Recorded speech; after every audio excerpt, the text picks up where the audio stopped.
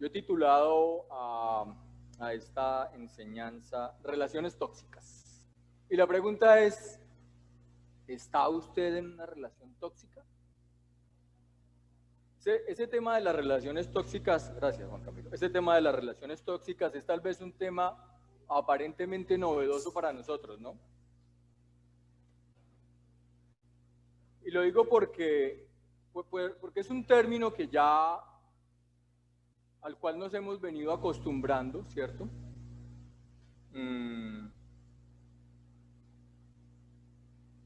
Siguiente, Nata, por favor. Y quiero comenzar lo que hoy voy a compartir con ustedes con la conclusión de la enseñanza. Y la conclusión es que todos, absolutamente todos, estamos en riesgo de hacer parte de una relación tóxica, aún conociendo el antídoto. Pero la pregunta es, ¿qué es una relación tóxica? Empecemos por definirlo. Yo tomé la definición de una página web de unos psicólogos. La página es riapsicólogos.net. Y dicen lo siguiente: en general, las relaciones tóxicas pueden definirse como relaciones en las que ambas partes son incapaces de lograr un trato de igual a igual. Una relación se vuelve tóxica en el momento en que una de las partes se aprovecha de la otra, cuando aparentemente solo uno de los dos obtiene un beneficio. Por ejemplo, la persona que actúa viendo únicamente su interés, que se propone manipular e intentar controlar, o que simplemente quiere sacar provecho. Lo que motiva a una persona a tener conductas tóxicas es la voluntad de tener control completo y de tener todo el poder en la relación. En una relación tóxica, el poder no se comparte. Por el contrario, la persona tóxica es aquella que intenta que la otra persona obtenga el mínimo poder. La toxicidad misma, de hecho, consiste en eso, en implementar dinámicas en las que se genera una desigualdad entre los dos, en la que el poder queda repartido de modo que favorezca a uno y desfavorezca al otro. Padre, yo te doy gracias por esta mañana, Señor. Oro para que seas tú, amado Dios, hablando al corazón de cada uno de nosotros y ayudándonos a comprender tu palabra, Padre, para que no solamente seamos oidores, sino hacedores de la misma. En el nombre de tu Hijo Jesús. Las relaciones tóxicas no solamente se dan entre parejas, sino que también pueden darse entre familia. Es decir, yo puedo tener una relación tóxica con mi papá, con mi mamá, con mi hermano, con un tío. Pero les hacía la pregunta porque quisiera saber de las mujeres que están presentes, ¿cuántas pueden levantar su mano y reconocer que están en una relación tóxica?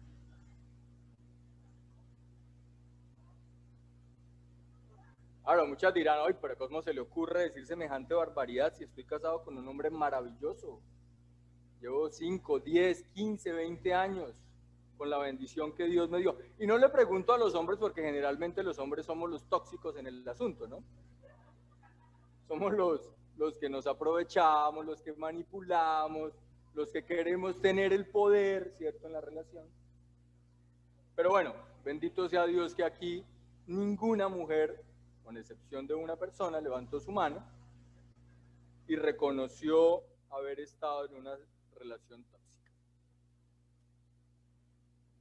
Siguiente, Nata, por favor. Pero para poder llegar a esta conclusión de que todos, recuerden la conclusión, todos estamos en riesgo de entrar en una relación tóxica, ¿cierto? Vamos a repasar lo que nuestro pastor nos ha venido enseñando del libro de Romanos a lo largo de este 2021. Y aquí traigo los acápites que no son necesariamente exactos a como el pastor los ha enseñado, sino que son más una serie de ideas que yo he extractado de los capítulos 1 al 5 del libro escrito por Pablo. Y en ese orden de ideas, las ideas que se desarrollan del 1 al 5 son las siguientes. Pablo inicia diciendo que los gentiles son pecadores. Usted y yo somos gentiles, no somos judíos. Y entonces este texto de Romano comienza identificándonos como pecadores. Luego expone que los judíos también son pecadores, ¿cierto? Que a pesar de que el Señor se reveló a este pueblo, también el pueblo de Israel está en la misma condición que los gentiles. Y en ese orden de ideas, pues todos somos pecadores. Porque espiritualmente hablando hay judíos y gentiles. En uno de los dos grupos nos clasificamos los seres humanos desde el punto de vista espiritual de la palabra de Dios. A continuación, entonces, en el libro de Romanos se nos explica que la justicia es por la fe, que no son las obras las que nos hacen salvos, y trae a colación entonces el ejemplo de Abraham, como Abraham es justo, es reconocido por Dios como un hombre justo antes de que existiera la ley, incluso antes de ser circuncidado, porque siempre había entre el pueblo judío esa distinción en los incircuncisos y aquellos que habían sido circuncidados como parte de la relación construida con el Señor. Luego se expone la obra redentora que el Señor Jesucristo hizo en la cruz y finalmente pues se habla de perseverar, que fue lo que el pastor nos enseñó hace 8 días, ¿no? La importancia de perseverar en la oración, en el congregarnos, en el compartir el pan, en el estudiar la palabra. Y el capítulo 5, siguiente Nata, el capítulo 5 del libro de Romanos termina con estos 2 versículos. Dice así: la ley de Dios fue entregada para que toda la gente se diera cuenta de la magnitud de su pecado. Pero mientras más pecaba la gente, más abundaba la gracia maravillosa de Dios. Entonces, así como el pecado reinó sobre todos y los llevó a la muerte, ahora reina en cambio la gracia maravillosa de Dios, la cual nos pone en la relación correcta con Él y nos da como resultado la vida eterna por medio de nuestro Señor Jesucristo. Y aquí quiero resaltar lo que está en un color distinto en estos 2 versículos, y es que Pablo introduce una idea bien interesante, ¿no? Donde el pecado abunda, sobreabunda la gracia. Siguiente, Nata. Pero después de introducir esta idea, siguiente, por favor. Después de introducir esta idea, Pablo plantea una pregunta en esta carta dirigida a los romanos. Ahora bien, ¿deberíamos seguir pecando para que Dios nos muestre más y más su gracia maravillosa? Y por supuesto que a la luz de esta pregunta, uno podría interpretarla como cristianos, ¿cierto? Como hijos de Dios, pues podemos continuar con una vida de pecado debido a que el Señor siempre va a vencer al pecado con una gracia mayor. Y que a la luz del amor incondicional que Dios tiene por nosotros, entonces, ¿por qué preocuparnos por el pecado? Si Dios da gracia a los pecadores, ¿por qué no pecar más para recibir más gracia? Uno podría interpretar las palabras de Pablo en esa manera. Y de hecho, hay gente que piensa que su trabajo es pecar y que el trabajo de Dios es perdonar. Y aquí surge un concepto bien interesante que es la gracia. Yo personalmente no he encontrado una definición de la gracia en la palabra de Dios. Ahora me voy a permitir compartir con ustedes más adelante lo que yo considero que es la gracia del Señor, ¿cierto? Pero uno puede ver la gracia como una moneda de 2 caras. Digamos que los hombres podemos interpretarla de esta manera. Una primera cara, ¿cierto?, en la que dudamos de la gracia. Es decir, en la que confiamos más en la ley y por tanto no compartimos con otros lo que es la gracia de Dios. Y no la compartimos porque pensamos que si somos salvos por gracia y no por obras, en ese orden de ideas, entonces yo puedo seguir pecando y no tendría ninguna motivación para ser obediente a la palabra de Dios. Esa es una de las monedas de esa cara. Y por lo tanto, pues si no existe una, en el buen sentido de la palabra, una amenaza permanente sobre nosotros, entonces no tengo necesidad de sentirme motivado, más bien no me siento motivado a vivir de una forma recta. Es decir, es el Dios castigador, ¿no? Tenemos esa idea de Dios, el Dios castigador. Pero del otro lado está la idea de que como el Señor Jesús hizo todo lo necesario en la cruz para reconciliarnos con el Padre, entonces yo ya no tengo nada más que hacer. No depende de mí, ya Él lo hizo todo en la cruz. Y por tanto, pierdo el interés de vivir una vida santa. La gente dice allá afuera, el que peca y reza, en vano. Esas son las dos interpretaciones que podemos hacer de la gracia. Dios castigador y un Dios alcahuete.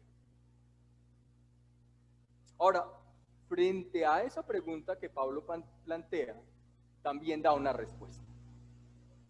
Pablo dice, por supuesto que no, por supuesto que no. Es decir, dicho de otra forma, esta exhortación a los romanos es, ni siquiera lo piensen, ni se les ocurra pensar de esa manera, ni se les ocurra pensar de esa manera. Y aquí hay un principio bien importante. Fíjense que a continuación, después de la exhortación, dice Pablo, nosotros hemos muerto al pecado. ¿Cómo es posible que sigamos viviendo en pecado?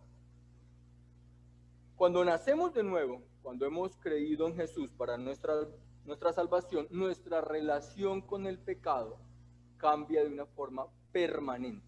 Es un cambio permanente. Como lo dice Pablo, hemos muerto al pecado. Por tanto, si hemos muerto al pecado, pues no podemos vivir en pecado. Y fíjense que aquí es interesante porque entre la vida y la muerte no hay puntos medios.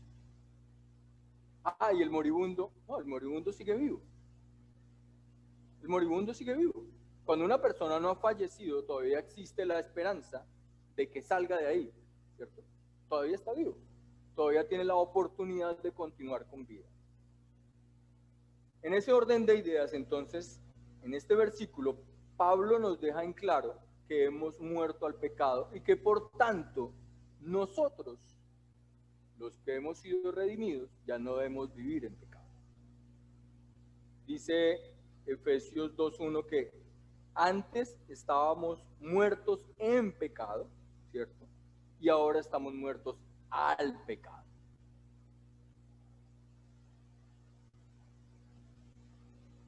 En el versículo 3, continuando con la disertación, Pablo nos recuerda que cuando nos unimos a Jesús en el bautismo, también lo hicimos en su muerte. Y aquí quiero hacer referencia a dos conceptos del bautismo. Uno es el bautismo en agua, ¿cierto? El bautismo, la palabra griega original es sumersión. Yo entro en el agua, me sumerjo completamente. Y el otro bautismo es el bautismo con el Espíritu Santo. y en ese orden de ideas somos sumergidos en el Espíritu Santo.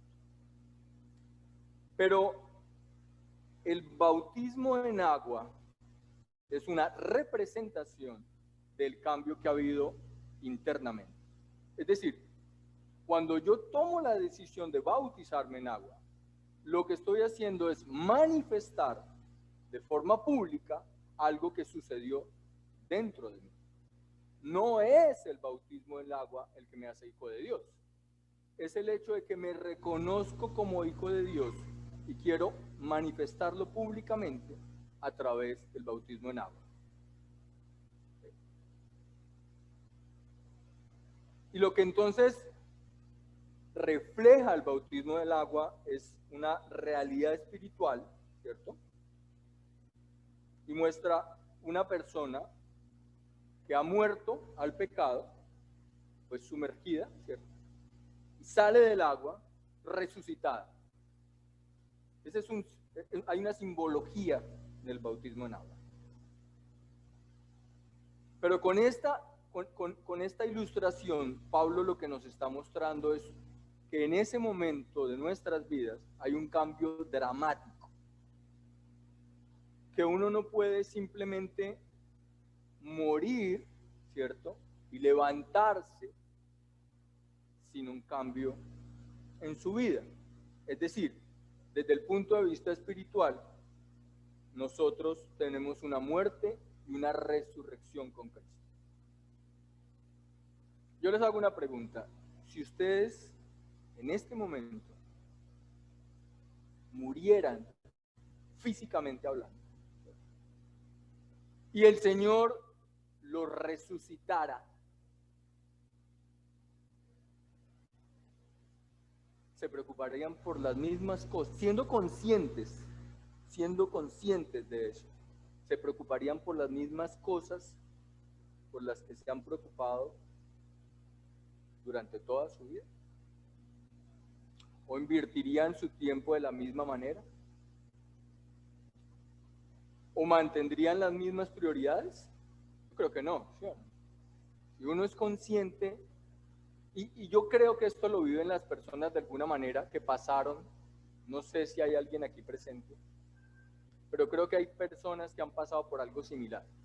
Si hay alguien que estuvo en una UCI entubado, ¿cierto? Hablando de lo que nos está sucediendo actualmente, y Dios le ha permitido salir de allí, yo creo que esa persona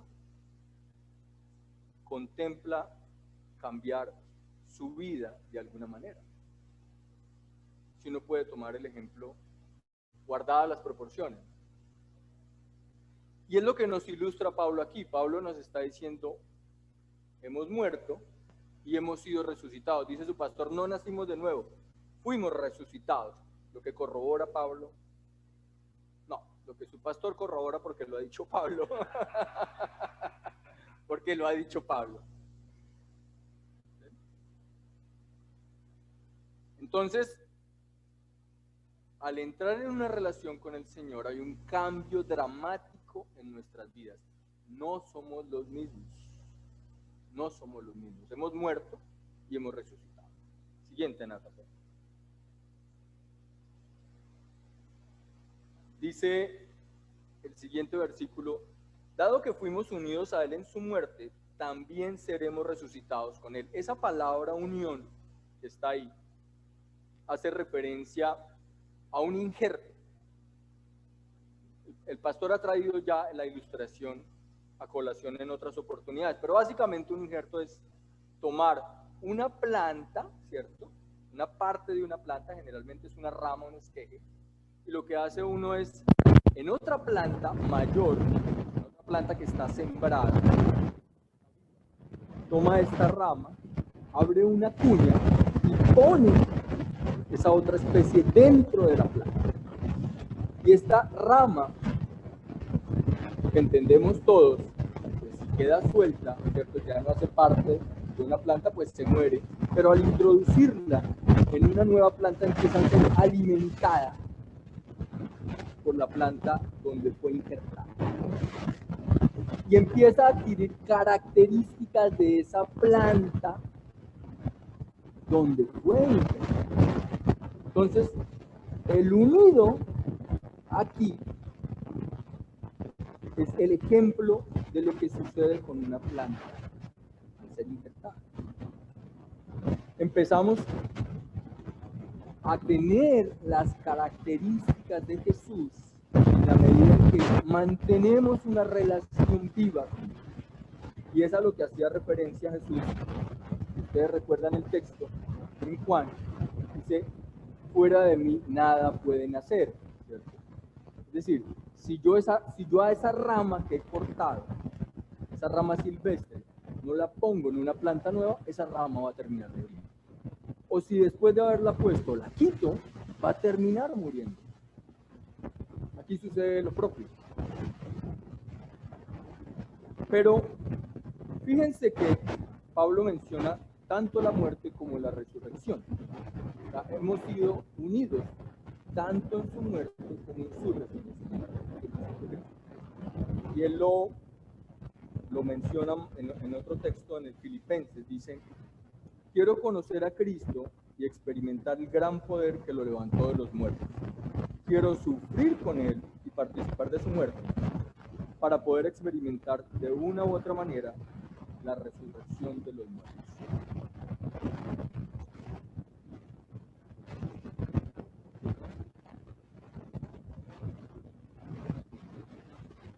El problema es que nosotros estamos prestos a ser unidos en la resurrección. Es decir, a aceptar el perdón y a aceptar la bendición. Pero somos reacios al ser unidos en su muerte. ¿Qué es la muerte? Pues el tener que sufrir, ¿cierto? Porque sufrimos, el Señor no nos promete un camino de rosas en la vida cristiana. Sufrimos cuando somos transformados por Dios.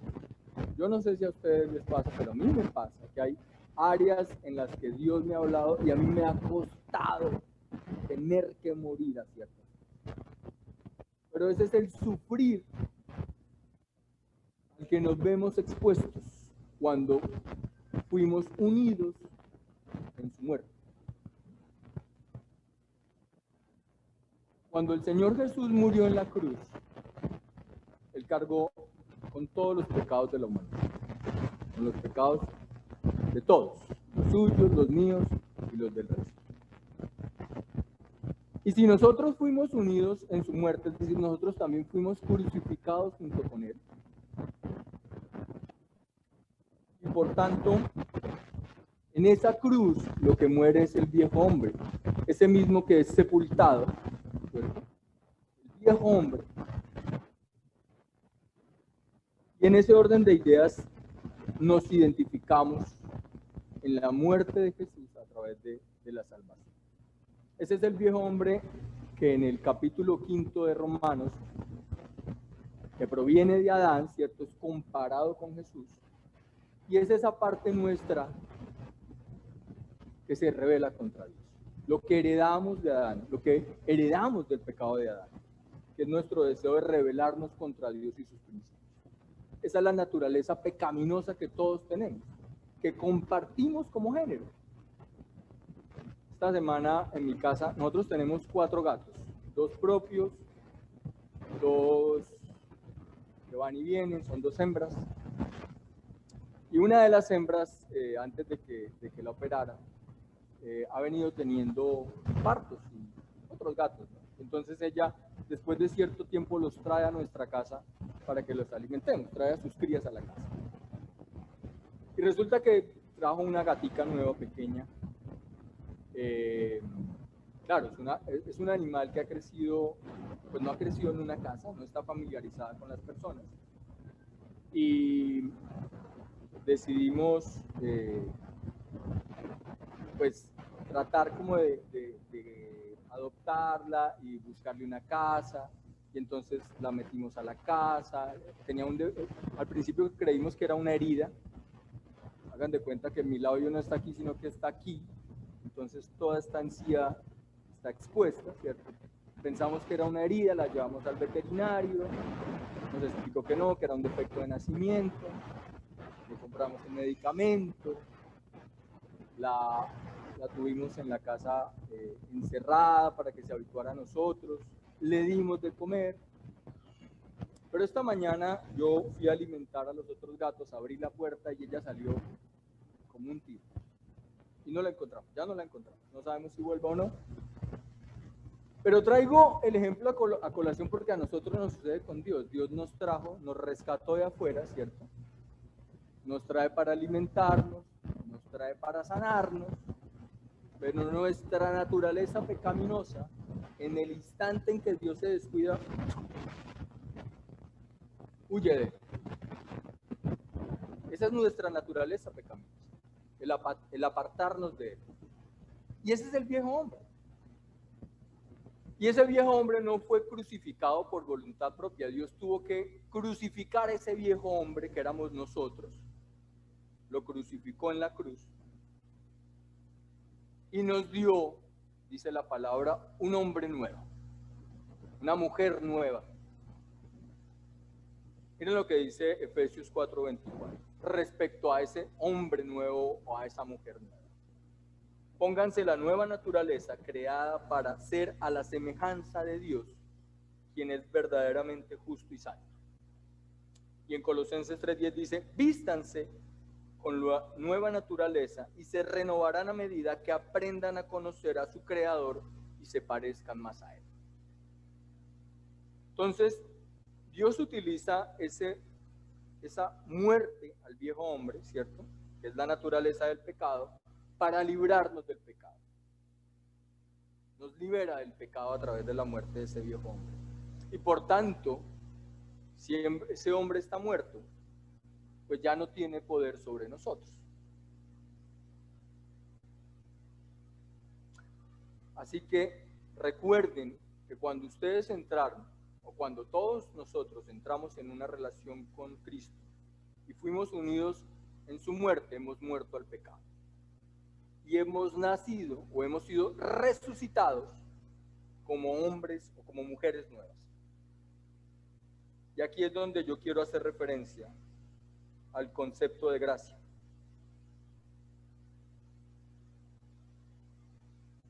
Vuelvo y digo, yo no he pasado por un instituto bíblico, pero creo que lo que a mi consideración se parece más a la gracia es el siguiente versículo. Dice la palabra de Dios en Filipenses 2:13.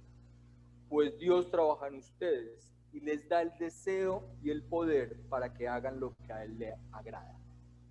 Es decir, en mi opinión, la gracia es ese poder, es ese deseo y ese poder que Dios pone en nosotros para agradarles, ya siendo una nueva criatura, un hombre nuevo o una mujer nueva en Cristo Jesús.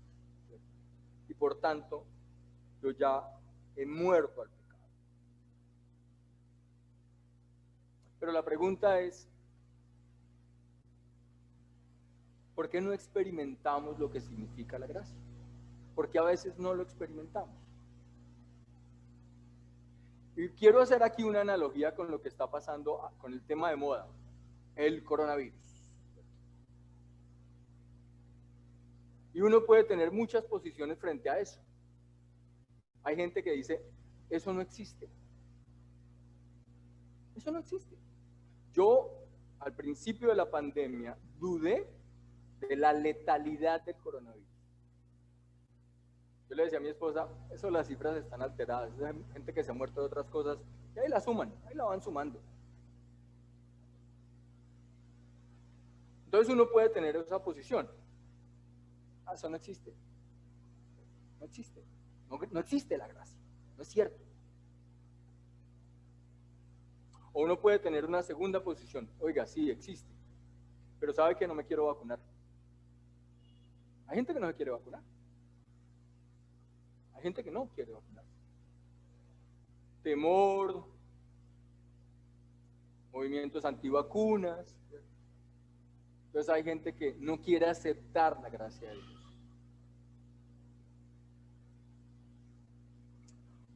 O hay gente que dice, yo me vacuno, pero no, si me vacuno entonces no me vuelvo a poner el tapabocas porque ya estoy vacunado. ¿Para qué me lo voy a poner? ¿Cierto? Es decir, si soy salvo, pues puedo seguir pecando porque no me va a pasar nada. Yo ya recibí el perdón de Dios, entonces, ¿cuál es el lío? Puedo continuar pecando. Y a diferencia de la obra de Dios que es completa, pues en el coronavirus nos han advertido que aunque estemos vacunados, podemos contagiar a otros. O incluso podemos tener ciertos síntomas. Aunque no sea fatal el desenlace, en teoría, eso no significa que podamos contaminar a otros.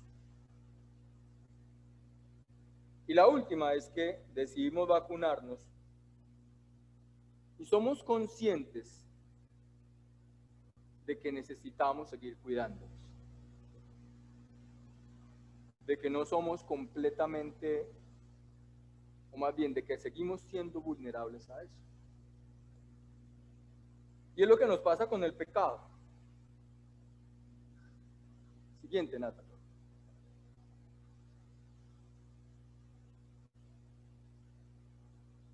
Y aquí es donde quiero llegar, aproximarlos a la conclusión. Si no entendemos el concepto de gracia, podemos caer en una relación tóxica con el pecado. Miren lo que dice Pablo a continuación. No permitan, he resaltado dos palabras ahí. No permitan que el pecado reine la manera en que viven. No caigan ante los deseos pecaminosos. ¿Se acuerdan del concepto de relación tóxica? Cuando uno quiere mantener el poder sobre el otro. Yo puedo caer en una relación tóxica con el pecado. Dejo que el pecado siga manteniendo el poder, que siga reinando sobre mi vida. No dejen que en ninguna parte de su cuerpo se convierta en un instrumento del mal para servir al pecado. En cambio, entréguense completamente a Dios, porque antes estaban muertos, pero ahora tienen una vida nueva. Ya lo vimos, ¿no? Nuestro viejo hombre murió, somos un hombre, una mujer, un ser, una criatura nueva. Así que usen todo su cuerpo como un instrumento para hacer lo que es correcto para la gloria de Dios. El pecado ya no es más su amo, porque ustedes ya no viven bajo las exigencias de la ley. La ley lo que trata de hacer es de reformar al viejo hombre. Pero la gracia lo tuvo que matar para ser un hombre. Por eso Jesús tuvo que morir en la cruz, porque no había otra alternativa. Para poder resolver el tema del pecado, Dios pone a su Hijo a cambio nuestro, para que al morir en la cruz, nosotros seamos perdonados y recibamos salvación y vida nueva. Esa fue la obra que el Señor Jesucristo hizo en la cruz. El pecado ya no es más su amo, porque ustedes ya no viven bajo las exigencias de la ley. En cambio, viven en la libertad de la gracia de Dios. ¿Cuál dijimos que era la gracia de Dios? El deseo y el poder que Él pone en nosotros para agradar. Siguiente, Nata. Conclusión.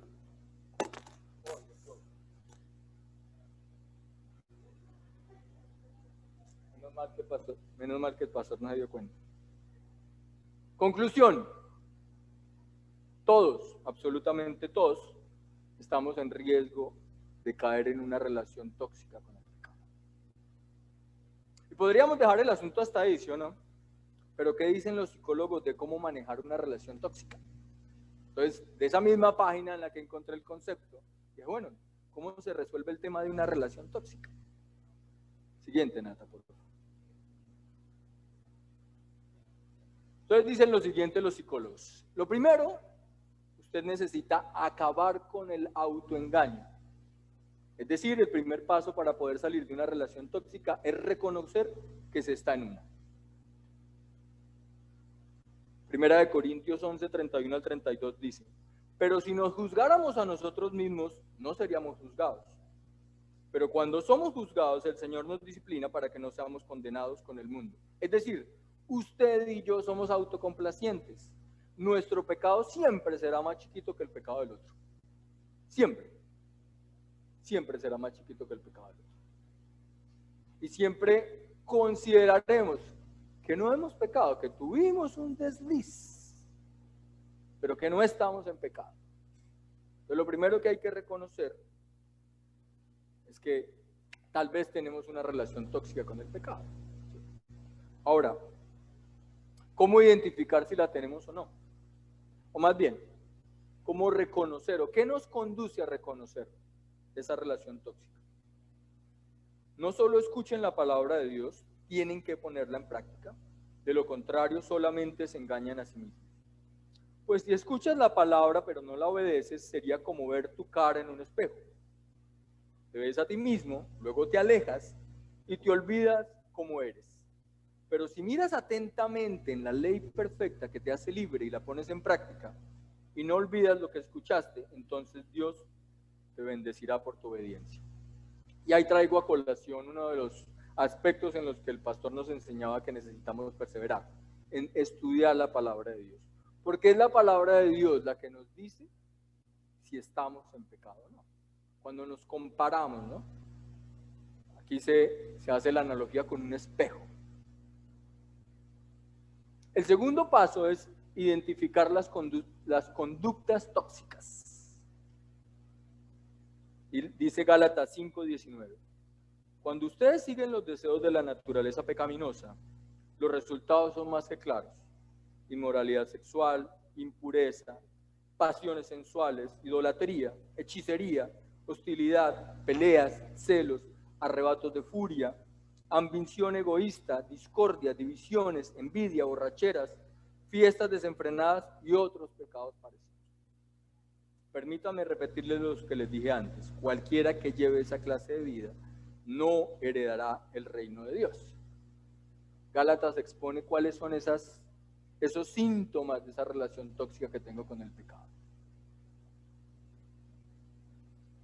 O esas conductas tóxicas.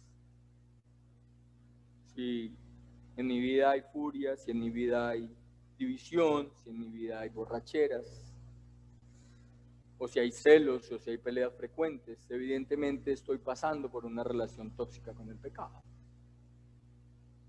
A continuación, el consejo que nos dan los psicólogos es: aléjese, apártese de esa relación, déjela atrás. Dice Proverbios 28:13, el que encubre sus pecados no prosperará, mas el que los confiesa y se aparta, alcanzará misericordia. Es decir, no es solamente reconocer que tenemos un problema de pecado, sino también identificar qué es lo que nos conduce a esa situación, qué es lo que nos lleva a seguir practicándolo, cuáles son las circunstancias que a mí me mantienen, cuál es el hábito, cuál es el comportamiento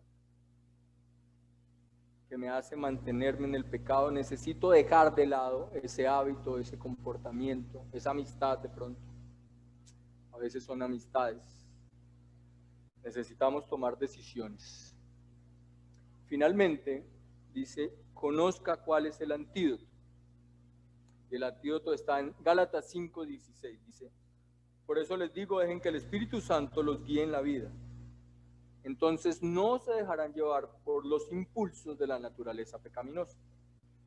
La naturaleza pecaminosa desea hacer el mal, que es precisamente lo contrario de lo que quiere el Espíritu. Y el Espíritu nos da deseos que se oponen a lo que desea la naturaleza pecaminosa. Estas dos fuerzas luchan constantemente entre sí. Entonces, no son libres para llevar a cabo sus buenas intenciones. Pero cuando el Espíritu los guía, ya no están obligados a cumplir la ley de Moisés. Hay una ilustración de los nativos americanos que dice que dentro de nosotros hay dos lobos que están en constante conflicto.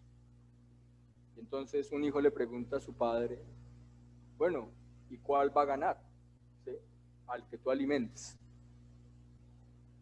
Al que tú alimentes.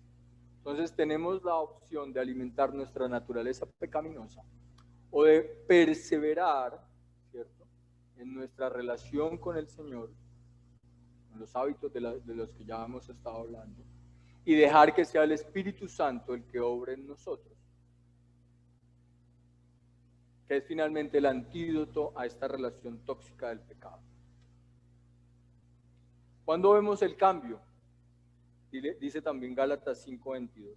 En cambio, la clase de fruto que el Espíritu Santo produce en nuestra vida es amor, alegría, paz, paciencia, gentileza, bondad, fidelidad, humildad y dominio propio. No existen leyes contra esas cosas. Cuando usted empiece a ver en su vida ese cambio, la paz, la alegría, a pesar de las circunstancias, fíjense que la descripción que se hace tanto en las conductas tóxicas como en el fruto del Espíritu no son circunstancias, no son circunstancias, son actitudes, son comportamientos, ¿cierto? Las circunstancias están afuera, pero tanto los deseos de la naturaleza pecaminosa como el fruto del Espíritu Santo es interior. Afuera puede estar pasando muchísimas cosas, pero en últimas, mi actitud y mi comportamiento tendrán que ver con qué alimento en mi vida. Si alimento mi naturaleza pecaminosa o si alimento mi relación con el Señor.